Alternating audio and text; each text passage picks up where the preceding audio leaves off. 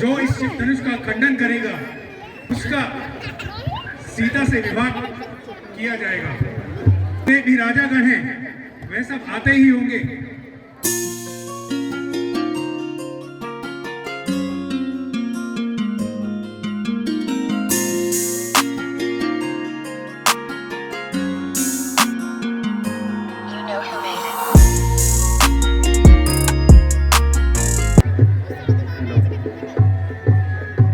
मुनिराज के चरणों में सेवक का साधन करना। कल्याण रहो।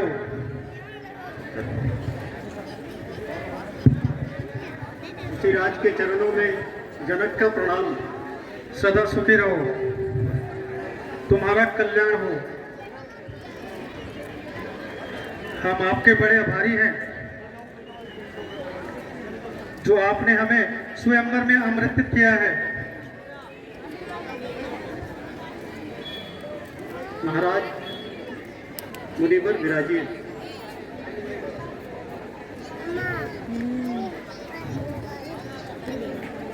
मेरे देश के धन्य भाग हैं आज, कृतार्थ दर्शन मिले आए ऋषि मुनि राज। आप कृपा निधान दया बंधु धर्म चालक हैं। ये श्याम गौर दोनों किस भाग्यवान के बालक हैं। इनमें कुछ शक्ति अलौकिक है, यह हमें दिखाई पड़ता है। इनका तो दर्शन कर महाराज मन ब्रह्म पूजा से हटता है। तुझको नरपति ठीक हुआ वास, ब्रह्मनिष्ठा की दृष्टि में सदा रहता है वास। ये दोनों पुत्र दशरथ नंदन के हैं, राम लखन है नाम इनका। ये बालक बूढ़ी उत्साही हैं, यश योगी से हो दर्शन इनका। अब दर्शन हो असुरों के कारण ये दोनों भाई आए हैं। ये काज पूर्ण हो इस हेतु इन्हें साथ लाए हैं। दुनिया दर्शन का मेला है, जितना अच्छा हो उतना अच्छा है। बाकी तो वही होता है जो विधाता ने लिखा है। ऋषिराज आपकी बड़ी कृपा है जो आपने इन दोनों सुत राजकुमारों को धनुष महोत्सव में लाकर धनुवंश की शोभा बढ़ाई है। ऋषिराज पधारिए।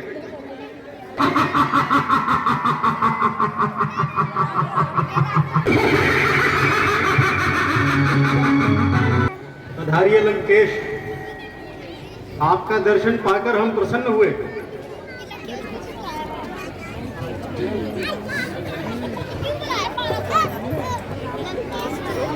मंत्रीवर महाराज, हमारा जो संकल्प है लंकेश को कह सुनाइए। जो आज्ञा महाराज।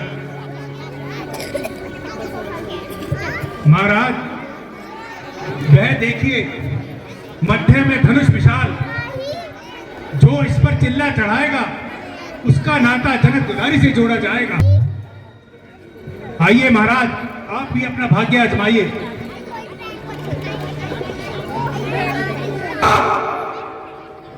यह चाप और ये 2 दिन के छोकरे, चीटी में शक्ति का ये पत्थर है खोकरे। तीनों लोगों में पहला जिसका नाम है, इसे तोड़ना बस रावण का ही काम है। कर सकते यदि यह छोकरे ऐसे काम को, तो कौन पूछेगा इस दुनिया में रावण के नाम को।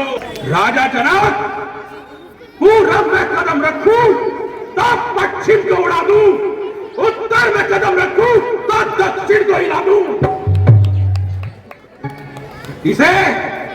इसे तो मेरी एक आपका इशारा ही काफी है।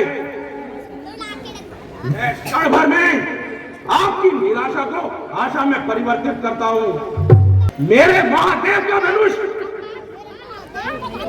यह धनुष तो मेरे पूज्य महाराज शिव का है। इसे तोड़ना तो दूर, इसे निराशा से छूना भी पाप है। राजा जनक, यह तूने कैसा विचित्र जाल बिछाया है। बड़ी गहरी चाल है, बड़ा ही नीच ख्याल है। जो शिव धनुष का खंडन विवाह का संबंध बनाया है। लंकेश्वर अपने पूज्य महाराज शिव का धनुष कदापि नहीं तोड़ सकता और इसीलिए सीता से विवाह का संबंध भी नहीं तोड़ सकता।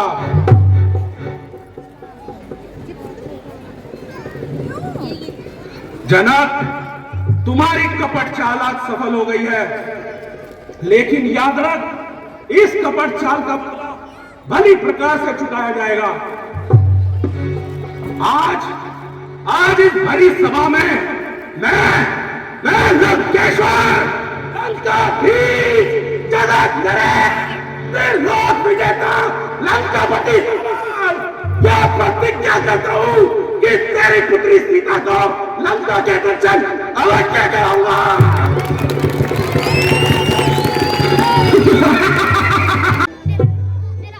छाती उभार कर चलने वाले वीर सर झुकाए बैठे हैं। जो राजा हर्षाता आता है वह लौट ले जाता है। मानो बलहर कर वीरों का धनवा गरवाता जाता। दुष्टों की बातों से जैसे सतयोग छुटकता है, वैसे ही इन राजाओं से शंकर का धनुष न हिलता है।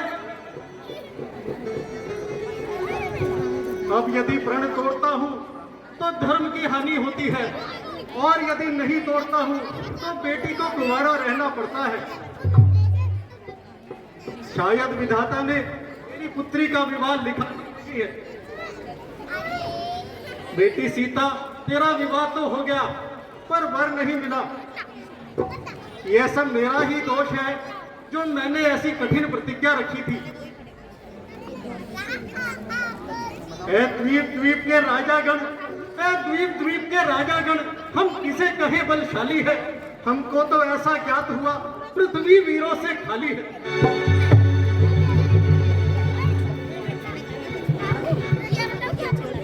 सुनिए सभापति, सभासद और शूरवीर सरदार, बुलाकर राज्यसभा में क्षत्रिय कुल का अपमान किया। अपने मेहमानों का राजन तूने क्या अच्छा सम्मान किया। राजन होकर इस कदर ज्ञानवान बलवान, एक तनिक सी बात पर तीनों का अपमान। एक छेद है छाती में, एक तुम्हारी वाणी पर सबको अपमानित कर डाला, केवल इनकी नादानी पर।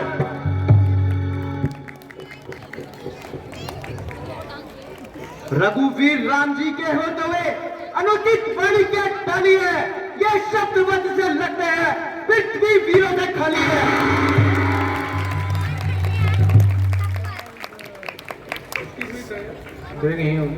हेलो, मैं दृढ़ता पूर्वक कहता हूं, है पलवानों की पृथ्वी है। जिस रोज में होंगे वीर यहाँ, उस रोज में होगी पृथ्वी है। अगर गुरुदेव की आज्ञा हो तो इसी वक्त बदला चुका दूंगा। इस रणभूमि को पल भर में रणभूमि बना दूंगा। शांत बेटा लखन, शांत। इस क्रोध को थूक डालो। राजा जनक के सम्मुख ऐसे कटु वचन ना निकालो। ऋषिराज, सच्चे योद्धा, सच्चे क्षत्रिय मान नहीं सह सकते हैं। जिसमें सुनने की ताव नहीं, वे चुप कैसे रह सकते हैं। बस उधर ठीक है। लक्ष्मण, राजा जनक ने जो कुछ भी कहा है वह ठीक ही तो कहा है।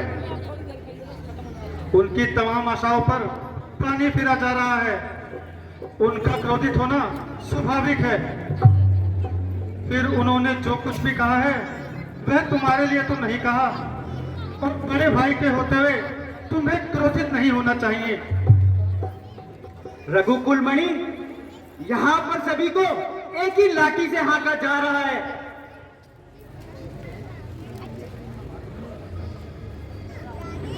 केसरी, बात को समझने की कोशिश करो। राजा जनक ने जो कुछ कहा है उन लोगों के लिए कहा है जिन्होंने बड़े अभिमान से अपना सर उठाया था। फिर ये बात हमें भी गवारा नहीं कि कोई तुम्हें बुज़दिल या कायर कहे। राजन, थल को जल कर दूं, जल को थल कर दूं, लाऊं उतार चांद सितारों को, सुरमे की तरफ पीस डालूं इन पत्थर और पहाड़ों को। राजन, एक और गुरुदेव, दूसरी ओर भ्रातृ मेरी शक्तियों को बांधे खड़े हैं, वरना तोड़ डालूं अभी से ये जगत जिससे भयभीत है। यह वीर मंडल क्या उठे, लगन तुम्हारी जीत है।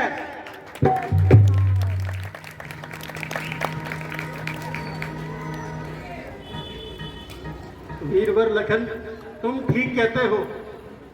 रघुवीर राम को अवसर दिए बिना मुझे ऐसे कायरत्व के शब्द सबके लिए जिह्वा पर नहीं लाने चाहिए थे। आर्यवीर, मैं अपनी भूल का प्रायश्चित करता हूं। मुनिराज, मेरी समस्या का समाधान हो गया। अब वही होगा जिसकी आप आज्ञा देंगे। सूर्य कुल के चमकते सितारे, राजा दशरथ के दुलारे, अब आगे बढ़ो और राजा जनक की शंका को दूर करो। उनके हृदय पे जो निराशा के बादल मंडरा रहे हैं, उनमें आशा की किरणें भरो। उन्हें यह विश्वास दिलाओ कि वीरता संसार से विदा नहीं हुई है। उनका भ्रम दूर करो कि पृथ्वी वीरों से खाली नहीं है।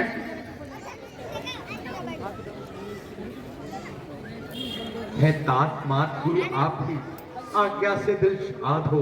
शिव धनुष तो टूटे आप ही, जब गुरु का आशीर्वाद हो सुत होगी विजय अवश्य, सर पर मेरा हाथ है, गुरु का आशीर्वाद निश्चय तुम्हारे साथ है। आज्ञा पाकर आपकी मैं जाता हूं महाराज, आशीर्वाद से आपके पूर्ण हो सब काज।